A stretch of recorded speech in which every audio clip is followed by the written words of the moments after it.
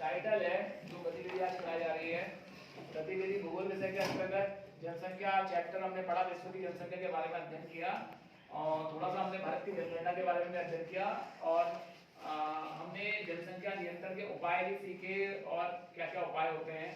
तो यहाँ पर एक दो पक्ष बने और एक कथन हमारा है कि बढ़ती जनसंख्या वरदान या अभिशाप, यह बढ़ती हुई जनसंख्या अभिशाप है या वरदान है।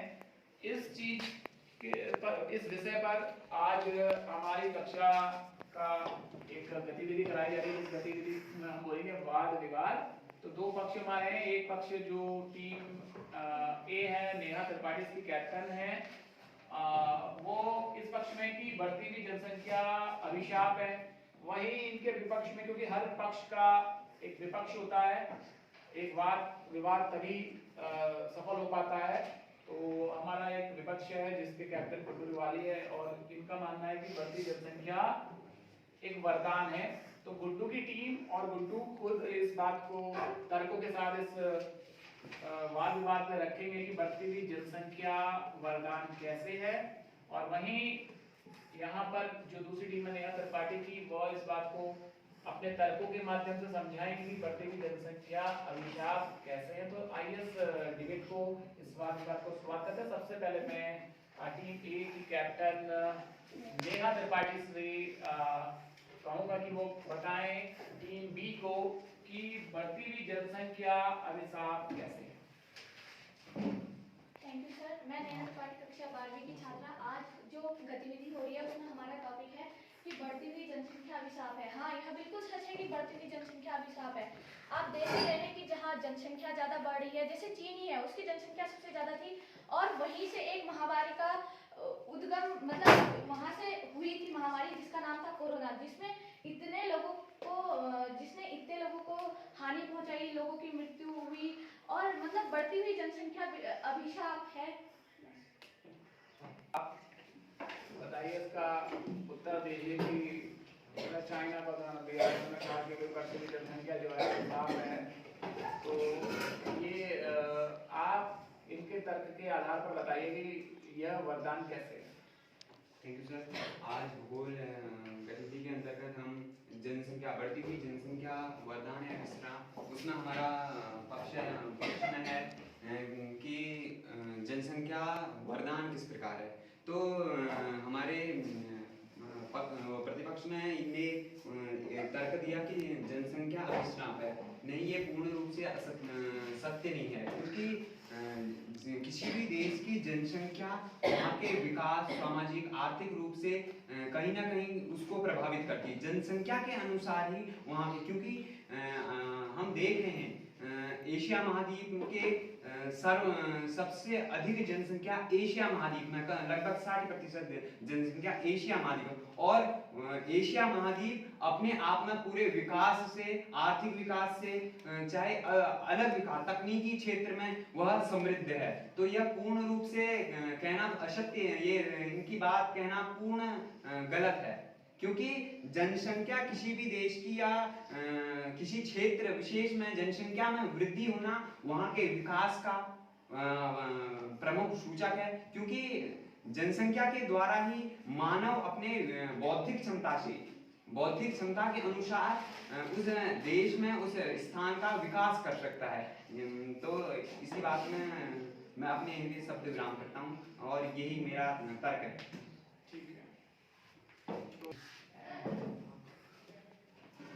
आपने बोला कि बढ़ती जनसंख्या के उससे विकास हो रहा है। कहाँ विकास हो रहा है?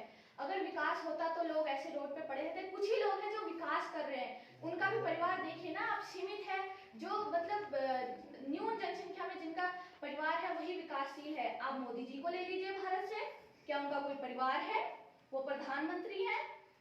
और फिर वही विकास की बात ले ले तो अगर विकास हो भी रहा है तो जो लोग सड़कों पे वो कीड़े मकोड़े खा रहे हैं। आप वो भी तो देखिए कि विकास कितना हो रहा है और रोडों पे कितने लोग पड़े रह रहे हैं। धन्यवाद।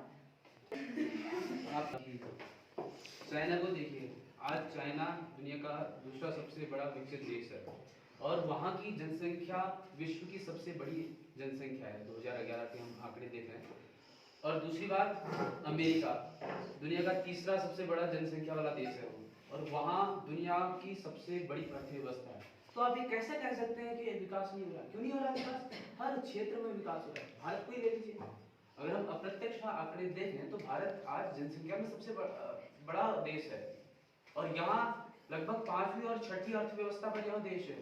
लेकिन आप वही देखिए जहाँ कम जनसंख्या वाले देश हैं, वो देश बहुत पिछड़े हुए देश हैं।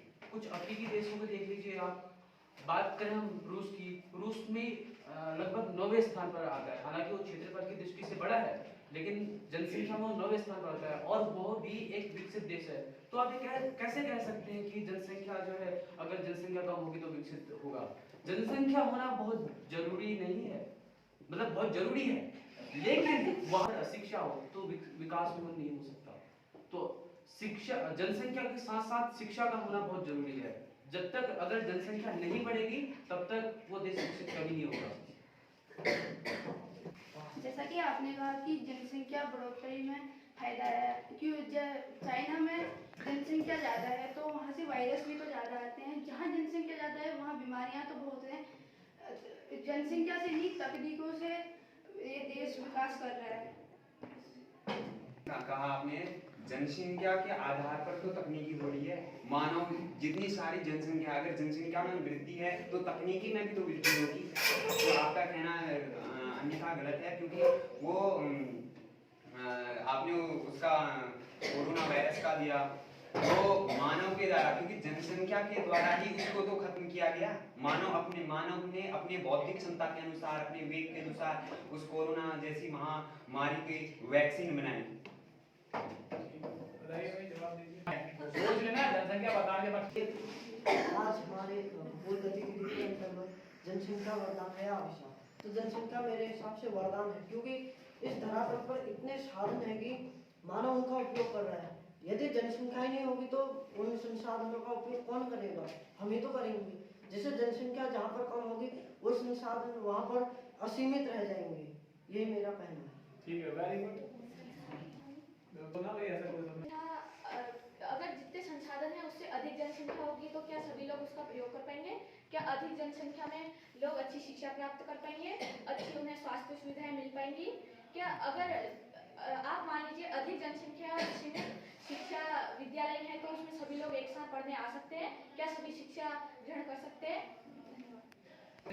क्योंकि जहाँ पर शिक्षा होगी, शिक्षा तो कहीं भी हो सकती है, सिर्फ स्कूल में थोड़ा ना हो सकती है, हर जगह हो सकती है। खेल के क्षेत्र में हम देखें, व्यवसाय के क्षेत्र में देखें, कोई स्किल्स के क्षेत्र में देखें। शिक्षा का मतलब यही सिर्फ थोड़ा कि स्कूल में जाकर आप पढ़ाई करो। शिक्षा का मतलब है पेड़ के नीचे आप कई चीज़ों का निर्माण कर सकते हैं, उनके बारे में सोच सकते हैं, वैज्ञानिक तथ्य ला सकते हैं। और वही चीज़ मैं फिर से कहूँगा कि चाइना करता है। चाइना जो है आज स्किल्स डेवलपमेंट पर बहुत अग्रसर है। अमेरिका, यहाँ पर जापान की बात करें, जापान स्किल्स डेवलपमेंट पर बहुत अग्रसर है। तो ये तो सिर्फ स्कूल के अंदर ही पढ़ाई होना हो सकती है, पढ़ाई तो हर जगह हो सकती है। और जब पढ़ाई होगी तब शिक्षा होगी तो इंफ्रास्ट्रक्चर जो डेवलपमेंट है वो अधिक होगा, और जब वो अधिक होगा तो वहाँ विकास होगा, जिसका कारण है कि जनसंख्या ज़्यादा होगी। और जनसंख्या ज़्यादा होगी तो इसका मतलब है कि एक देश विकासशील से होकर वो विकसित की ओर अग्रसर हो सकता है जनसंख्या के माध्यम से। इसका उत्तर दीजिए। कि जनसंख्या बढ़ेगी तो बहुत सारे होंगे, लेकिन अगर जनसंख्या बढ़ रही है तो उतनी बेरोजगारी भी तो बढ़ रही है। लोग भूखे मर रहे हैं, कितनों को बीमारी हो जा रही है। बहुत सारे गरीब लोग ऐसे कि अपने बच्चों को शिक्षा नहीं दे पा रहे हैं, उनका पेट नहीं भर पा रहा है, तो उन्हें बचपन में ही वो बीमारित हो गए, ग्रसित हो गए, उनकी मृत्यु हो जा रही है।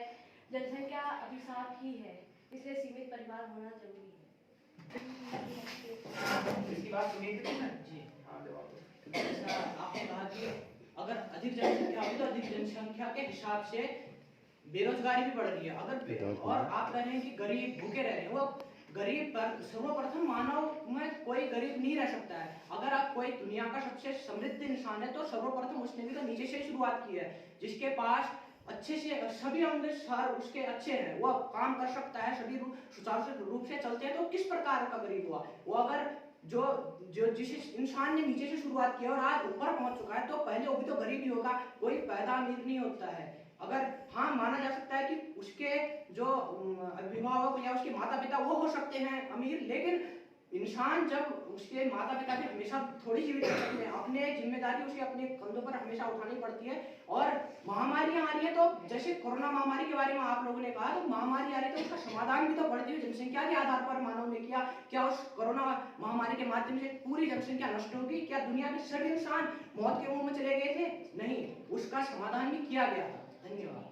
कहा कि मानव गरीब नहीं हो सकता है, लेकिन जैसे कि बच्चे शिक्षा ले रहे हैं, एजुकेटेड हो रहे हैं, लेकिन आगे आगे बढ़ के उनको रोजगार नहीं मिल रहा है।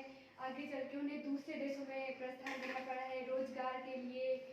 जो आप बोल रहे हैं कि इंसान गरीब नहीं हो सकता है, और बढ़ती हुई जनसंख्या के कारण ही महामारियाँ फैल रही हैं।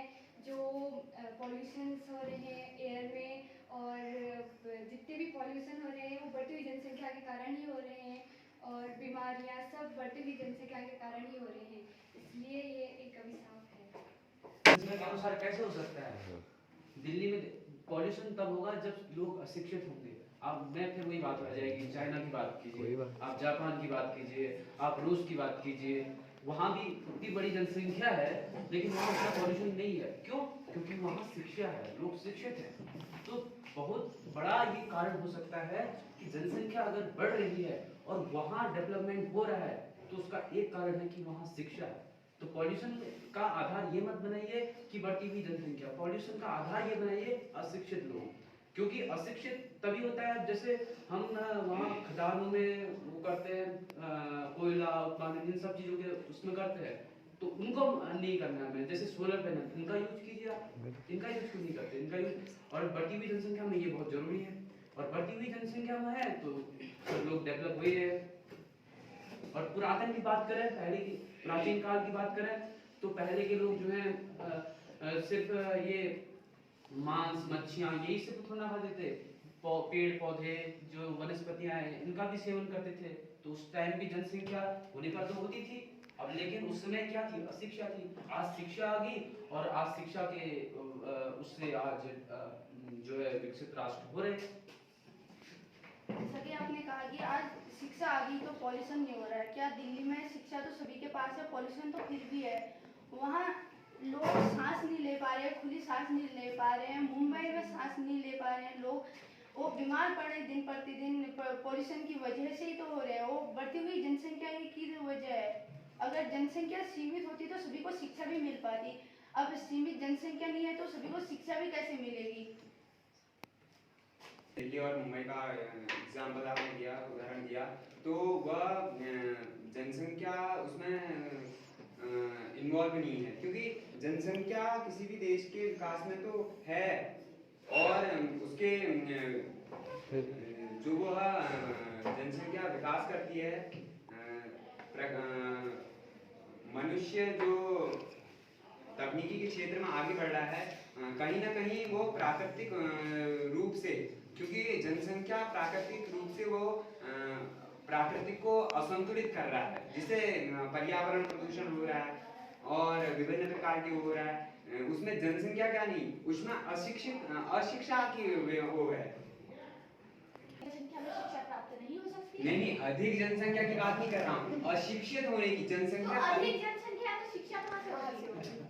जनसंख्या अधिक है, परंतु उस जनसंख्या में शिक्षा की कमी है। अच्छा, मतलब जिसके पास पैसा नहीं होगा वो कहाँ से शिक्षा लेगा? आप जनसंख्या में पैसे की तो बात है ही। आप कहना चाह रहे कि ये जो पहाड़ों में मतलब कम शिक्षा है, और वो दिल्ली मुंबई जैसे शहरों में कम शिक्षा है, जबकि वहाँ जनसंख्या ज्यादा है और वहाँ भी शिक्षा का स्तर, हर जगह का शिक्षा का स्तर कम ज्यादा होता है। ऐसा नहीं। देखिए, आप शिक्षा का मतलब क्या जानते हो? शिक्षा मतलब क्या?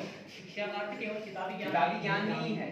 वहाँ के लोग, वहाँ कोचिंगों में लोग जा रहे हैं और इतनी बड़ी कोचिंगें बना गई। आपने देखा होगा वहाँ मुखर्जी नगर में कितनी बड़ी बड़ी कोचिंगें, बिल्डिंगें बन गई, और वहाँ आज के लोग सिर्फ देख रहे हैं नीट की तैयारी, यूपीएससी की तैयारी, इन सभी की तैयारी में लगे हुए हैं। और कितने लोग लगे हुए हैं? तो लाखों लोग। जनसंख्या वही तो है, कितने लोग लगे हुए वो हैं? क्यों लगे हुए हैं फिर? वो जो है अपने स्किल में अपना रोजगार, स्वरोजगार क्यों नहीं ले रहे? सरकार इसी पर तो ध्यान दे रही है कि अपना रोजगार लाओ। आप वहाँ जा रहे हैं और एजुकेशन ले रहे हैं, उसका मतलब आप सिर्फ नौकरी की तैयारी कर रहे हैं। नौकरी की तैयारी तो ना कंपटीशन इतना है जनसंख्या की वजह से। कंपटीशन वो क्यों है? वो सरकारी नौकरी के लिए है। तो कंपटीशन सरकारी क्या? नौकरी भी तो लोगों को स्वरोजगार ही क्यों नहीं चाहिए। है? स्वरोजगार क्यों नहीं है? स्वरोजगार होना चाहिए नहीं होना चाहिए? आज बिजनेस अपना सेल्फ बिजनेस होना चाहिए या नहीं कितने होना लोग चाहिए? करेंगे? वो भी तो एक शिक्षा ही कितने है। लोग करेंगे? कितने लोग करेंगे? जितने अब लोग बढ़ेंगे आर्थिक क्षमता भी होनी चाहिए उससे भी। जितने लोग बढ़ेंगे उतने लोग स्वरोजगार करेंगे। तो और बढ़ेंगे कैसे? आर्थिक स्थिति भी तो सही होनी चाहिए। तो कितने लोग की आर्थिक स्थिति? देखिए आपने सुना होगा कि सरकार महिलाओं को उतना रोजगार दे रही है, 10,000 रुपए दे रही है, ये सब महिलाएं दे रही नहीं, है। यहाँ पे और जनसंख्या। एक बात कही थी कि जो है लोग रोड पर आ गए, सड़क पर आ गए, तो सरकार राशन पानी नहीं देती क्या उन लोगों को? हर गरीब लोगों को, बीपीएल लोगों को, यहाँ तक कि ये एपीएल लोगों को भी कुछ ये लोग राशन दे रहे हैं। तो क्या वो रोड पर आ चुके हैं? मुफ्त में, वो भी मुफ्त में दे रहे हैं। और आप कह रहे हैं कि बढ़ती हुई अगर जनसंख्या। उन्हें शिक्षा ही प्राप्त नहीं है तो वो कैसे राशन कार्ड बनाए? कैसे उन्हें पता चलेगा? उन्हें कैसे पता चलेगा कि कहाँ क्या हो रहा है? कि उनके पास राशन कार्ड नहीं है, वो कैसे बनाएंगे उनका जब राशन वोट कार्ड पे है, है तो? उनका आधार कार्ड है, उनको अच्छा खासा राशन नहीं, मिल जब भी वो रहा है। वोट पे है, उन्हें कुछ पता ही नहीं है, शिक्षा ही प्राप्त अरे नहीं है तो कौन है कैसे? ऐसे लोग उनके पास आधार कार्ड नहीं है क्या? आप यहाँ से हल्द्वानी जाइए, आप आजकल आप देख जनगणना क्या चल रही देखते है, हैं? आजकल जनगणना चल रही है, ठीक है? जनगणना नहीं, मैं और कह रही उस हूँ, आप यहाँ से जनगणना में हल्द्वानी जाइए, आप वहाँ जनगणना देखिए। में लोगों को आधार कार्ड के हिसाब से भी देखा जा रहा है कि कौन कितने लोग अरे हैं। अरे मैं भी तो कह रही हूँ, फिर आप वहाँ जाइए, आप रोड पे ऐसे बैठा है व्यक्ति, आप उससे पूछिए आधार कार्ड क्या है? क्यों उसे पता नहीं है? अशिक्षित, उसे पता ही नहीं है क्या है आधार कार्ड, क्या है राशन कार्ड, उसकी चीजें पहचान बढ़ भी रही नहीं है, है। चीजें डेवलप हो रही है, हर चीजें बढ़ रही है। इसी डेवलप हो हिसाब रही है, से क्यों नहीं हो पा रही है जल्दी? क्योंकि क्यों नहीं हो जनसंख्या- रही है? क्यों नहीं हो रही है? अशिक्षा के कारण नहीं हो रही है। और आप क्यों बार नहीं बार हो रही है? चीन अमेरिका बोले, अगर चीन अमेरिका इतना शिक्षित है तो क्या वो इतने विनाशकारक वो परमाणु बम बनाता जो और देशों का विनाश करते हैं? वो तो और हर- देशों का विनाश करने के लिए उनको हराने के लिए करता है, ना कि जनसंख्या की दृष्टि से। तो जब जनसंख्या विकास हो रहा है तो विनाश करने के लिए तो सोच रहे हैं। तो वो कर रहे हैं, पूरी दुनिया की बात है, ये पूरी दुनिया में केवल एक देश वो पूरी दुनिया अपनी में केवल एक देश ही चल रहा है। नहीं, जब वहाँ जनसंख्या ज्यादा है वो लोग ज्यादा विकास कर रहे हैं, सोच रहे हैं इतना घातक बम बना रहे हैं, यही तो तो। उनका और जब विकास होगा तभी तो रोजगार मिलेगा। और ये विकास जब चाहिए कि विकास आपका होगा तभी रोजगार मिलेगा। विकास के माध्यम से ही रोजगार मिलेगा। अगर एक देश के माध्यम से पूरी देश की जनसंख्या को मान ले तो फिर ये तो मूर्खता की बात होगी। नहीं, आप कह रहे हैं कि जनसंख्या प्रभावित नहीं करती। अगर जनसंख्या है वहाँ विकास हो रहा है, ये परमाणु बम बना रहे हैं और देशों, मतलब विकास का मतलब ये है कि आप दूसरे देशों का विनाश कर दो। परमाणु बम वो हराने की दृष्टि से है। एक बार मैं पहले भी हराने की दृष्टि वो क्यों है? हराने की दृष्टि से आने वाली है। वो केवल मेरा सोच के कारण है, वो और दूसरे देशों को नीचा दिखाने के कारण है। इसमें परमाणु बम जैसी जनसंख्या में जो जनसंख्या शीर्षक जिस पर वाद होना है, परमाणु बम जैसी चीज बीच में आने का तो सवाल ही उत्पन्न नहीं पहले आप होता। सुनिए, हम क्या बोले? आपने क्या बोला? परमाणु जब विकास की वजह से तो परमाणु बम बन रहे हैं। अरे विकास की वजह से तो परमाणु बम बन रहे हैं। विकास की वजह से परमाणु बम बन रहे हैं तो क्या एक ही देश है पूरे विश्व में? तो जो देश परमाणु विकास बम- कर रहे हैं तो वही आपका बना मतलब रहे हैं। आपका कहना है कि विकास होना ही नहीं चाहिए, विकास की वजह से परमाणु बम बन रहे हैं। आप ही विकास हो रहा है। अगर जनसंख्या बढ़ेगी तो विकास ज्यादा ही होगा ना, विकास कम हो गया तो क्या रहेगा? अगर ये परमाणु बम की इस्तेमाल करो, वोट में ले चलो, अपने 4 साल के बच्चे। गौरी यहाँ बैठो, क्या गौरी बोलो। हाँ। अगर विकास हो रहा है तो नेपाल के लोगों को देख लो, रोड में लेके और नेपाल की जनसंख्या भी कम है। नेपाल की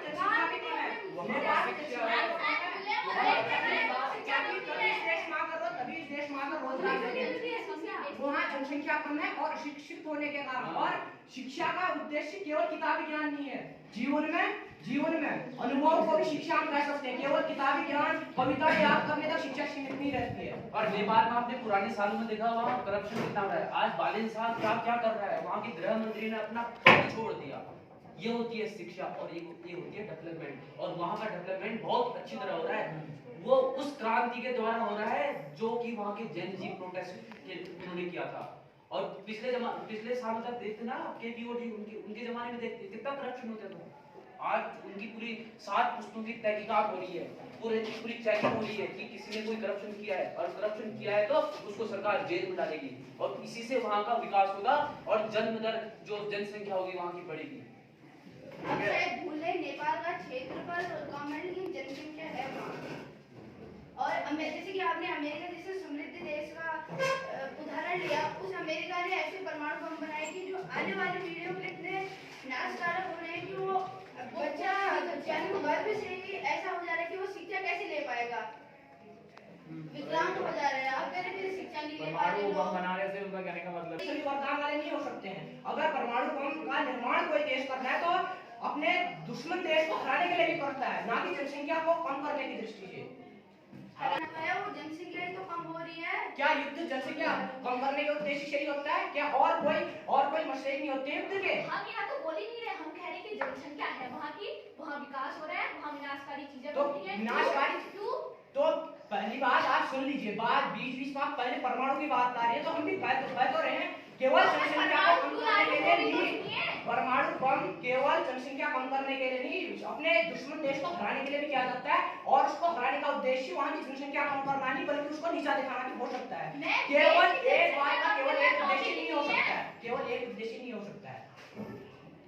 मैं क्या बोली, मैं कह रही हूँ अगर जनसंख्या अधिक सही है, वहाँ विकास भी हो रहा है, ऐसा विकास भी हो रहा है कि वहाँ इतने घातक चीजें बन रही है। घातक चीजें दूसरे देश को कितनी बार पूछेंगे और कितनी बार बताएगा, कह दिया कि दूसरे देश को नीचा दिखाने के लिए जनसंख्या कम करने के लिए। बैठिए यहाँ पर ये जो डिबेट हुई क्योंकि समय ज्यादा हो गया है और बोलते बोलते भी बच्चों के अंदर इस प्रकार का भाव इसलिए देखने को भी लग रहा है कि वो भी काफी कुछ उनके अंदर विचार आ रहा है। लेकिन देखिए ऐसा है कि जब हम डिबेट करते हैं तो हम मूल विषय पर करते हैं। हमारा मूल विषय है कि जनसंख्या वरदान है अभिशाप, तो मूल तर्क देने थे आपको। तो यहाँ पर दो तर्क ये थे कि थोड़ा सा भटक गए कि भाई जनसंख्या बढ़ रही है, ज्यादा जनसंख्या बढ़ेगी तो निश्चित तौर पर संसाधनों पर क्या बढ़ेगा, बोझ बढ़ेगा। हमारे पास जो सीमित संसाधन है उन संसाधनों पर बोझ बढ़ेगा। तो जनसंख्या इस विषय पर आपको पॉइंट रखना था, ठीक है ना। और वहीं आपको ये पॉइंट रखना था कि संसाधन जो हैं अगर कम हो रहे हैं तो उसके अतिरिक्त और भी अल्टरनेटिव विकल्प है संसाधनों के, जो अनवीनीकृत संसाधन जैसे सौर ऊर्जा है, भाई पवन ऊर्जा है, ठीक है, जैव ऊर्जा है, ये तर्क रखने थे। इनसे हम घटते हुए संसाधनों से बिना प्रदूषण को फैलाए हम क्या कर सकते हैं, विकास कर सकते हैं। और जैसे उदाहरण दे रहा ना चाइना जैसे देश का, जापान जैसे देश का, तो चाइना एक ऐसा देश है जो विश्व में सबसे ज्यादा जनसंख्या को मतलब रखता है, वहाँ सबसे ज्यादा जनसंख्या है। साथ ही साथ उस जनसंख्या का वो एक इस रूप में वरदान के रूप में प्रयोग करता है कि वो अपने देश के नागरिकों को, लोगों को शुरू से ही इस प्रकार की जो शिक्षा की बात आई थी ऐसी शिक्षा देता है, रोजगार परक शिक्षा देता है कि बच्चा 5 या 6 साल में ही किताबी ज्ञान की जगह कुछ इस प्रकार के उत्पाद, इलेक्ट्रॉनिक उत्पाद या विभिन्न प्रकार के उत्पाद बनाना सीख जाता है, ताकि वह किसी अन्य देश के बाजार में बिकते हैं, जिससे उस देश के उस बच्चे को एक उसके भविष्य के लिए रोजगार आजीविका निश्चित हो जाती है कि वो यह चीज बनाकर क्या कर सकता है, भविष्य में अपना रोजगार कर सकता है। साथ ही साथ उसके उस चाइना जैसे देश की अर्थव्यवस्था भी मजबूत होती है, क्योंकि चाइना जैसे देश ने इतनी बड़ी जनसंख्या को एक हथियार के रूप में प्रयोग किया, अर्थव्यवस्था को मजबूत बनाने के लिए किया।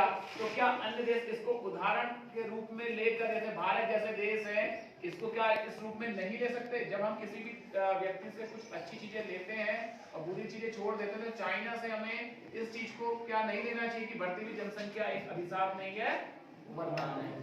वहीं इसके विपक्ष में आप भी बहुत सारे तर्क दे सकते थे, क्योंकि ये अभिशाप के रूप में ज्यादा देखा जा सकता है, क्योंकि जब बढ़ती जनसंख्या बढ़ती है तो उनको रहने के लिए जगह भी चाहिए होती है, नगरीकरण बढ़ता है, औद्योगिकरण बढ़ता है, ठीक है, जगह जगह सड़कें, हमें यातायात की सुविधाएं भी चाहिए होती है, रहने के लिए भवन भी चाहिए होता है। तो धीरे धीरे जो भूमि होती है उसका ह्रास होता है, भूमि कम होती जाती है। जब भूमि कम होगी तो जनसंख्या बढ़ेगी तो फसलों का उत्पादन भी कम होगा। कम उत्पादन होगा तो हम कम भूमि में अधिक फसल उत्पादित करते हैं, क्योंकि बढ़ती हुई जनसंख्या का पेट भी पालना है, तो सबको भोजन आहार के रूप में भी देना है। तो हम कम जगह पर ज्यादा फसल उगाने के लिए केमिकल का प्रयोग करेंगे। केमिकल का प्रयोग करेंगे तो जो फसलें केमिकल से उत्पादित होंगी कम जमीन पर अधिक फसलें, तो हमारे स्वास्थ्य के लिए क्या होंगी, हानिकारक होंगी, जिससे वहां के लोग जो इस प्रकार की फसलों को भोजन के रूप में ग्रहण करेंगे तो जनसंख्या क्या होगी, कम हो जाएगी। ठीक है, तो फिलहाल ये जो डिबेट हुई, आप लोग बोले, आपने प्रतिभाग किया, और आज आपका जो मतलब बोलने का जो एक तरीका था वो वास्तव में डिबेट जैसा था, और कुछ बच्चों ने टेबल भी पीटी। तो ये रिवाज है इसका। अगली बार से चाहूंगा कि